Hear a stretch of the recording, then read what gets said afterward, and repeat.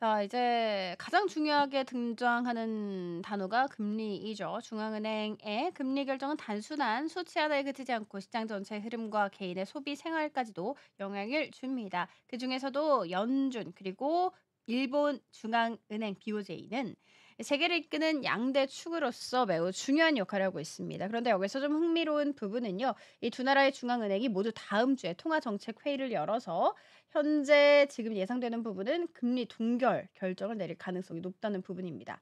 자, 그렇지만 배경과 이부는 조금씩 다르거든요. 오늘 그 부분 한번 살펴보도록 하겠습니다. 미국부터 살펴보도록 할게요. 자, FOMC 회의 열릴 예정 오는 18일이고요. 시장에서는 이번 회의에서 미국이 기준금리를 현재 수준인 4.25%에서 4.5% 사이로 그대로 유지를 할 것이라고 전망하고 있습니다. 패드워치 툴에 따르면 금리 선물 시장에서는 이번 회의에서 금리를 동결할 가능성 무려 99.1% 보고 있습니다.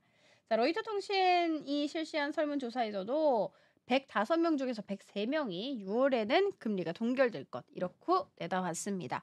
이처럼 거의 확실시되는 배경에는 몇 가지 중요한 이유가 있겠죠. 첫 번째, 고용 지표 여전히 건조하다라는 부분입니다. 앞서 말씀드렸던 것처럼 예상했던 것보다 더 많은 일자리 창출이 일어났었고 고용 상황이 좋았습니다. 미국 경제 튼튼하다는 거고 그렇기 때문에 연준 입장에서는 굳이 지금 금리를 왜 내려야지 이렇게 생각하겠죠.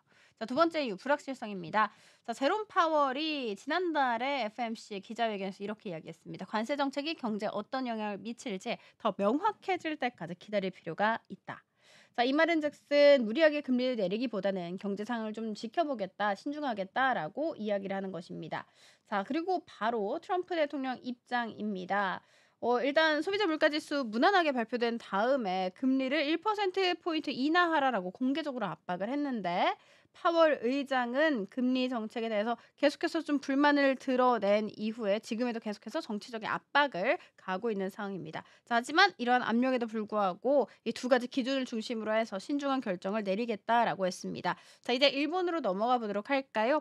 6월 16일과 17일 금융정책 결정회의 엽니다. 자, 언론들은요. 이 회의에서 일본은행의 단기 정책 금리를 3번 연속으로 동결을 할 것이라고 전망하고 있습니다. 현재 정책 금리 0.5% 정도. 자, 일본은행 미국의 관세 정책과 같은 외부의 불확실성 그리고 일본 내 기업과 가계 소비 투자 위축을 이유로 금리를 그대로 유지할 것 같습니다. 소비와 투자가 위축되고 있어서 금리 인상에 신중해야 한다라는 의견이 많다고 전해졌습니다. 자, 여기서 흥미로운 부분은요. 우에다 가즈오의 태도 변화라고 볼 수가 있습니다.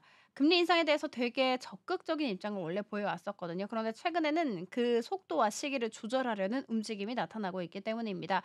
왜냐하면 일본의 장기채 금리가 최근 급등을 했기 때문에 20년물, 30년물 등 장기 국채 금리는 일본 은행이 국채 매입을 빠르게 줄이면서 급격하게 올라갔습니다. 이로 인해서 시장에서는 일본 은행의 국채 매입 속도가 너무 빠른 게 아니냐라는 우려가 있었고 내부에서도 정말 다양한 의견이 있었습니다.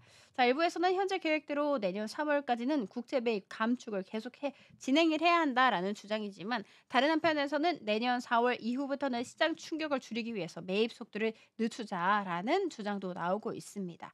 자, 일본은행도 결국에는 미국 연준처럼 결정에 있어서 매우 신중한 접근을 택하고 있는 셈입니다.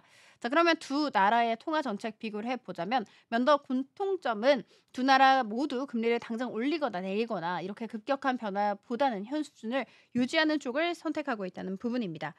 자, 그리고 차이점 분명하죠. 고용 지표 안정적인 미국, 물가 상승률도 어느 정도 좀 제어가 되고 있기 때문에 금리를 유지할 수 있는 여유가 있는 게 미국입니다. 그렇지만 일본은 여전히 투자와 소비가 위축된 상황이고 장기 채권 시장의 불안 요소도 있기 때문에 금리 인상에 대해서 매우 조심스러운 입장을 보이고 있습니다. 정치적 압박의 방향도 다릅니다. 미국은 트럼프 대통령이 연준에게 금리 인하를 압박하고 있는 반면 일본은 시장 자체가 일본 은행의 긴축 속도를 조절하고 있는 요구하고 있는 상황이라고 보시면 됩니다.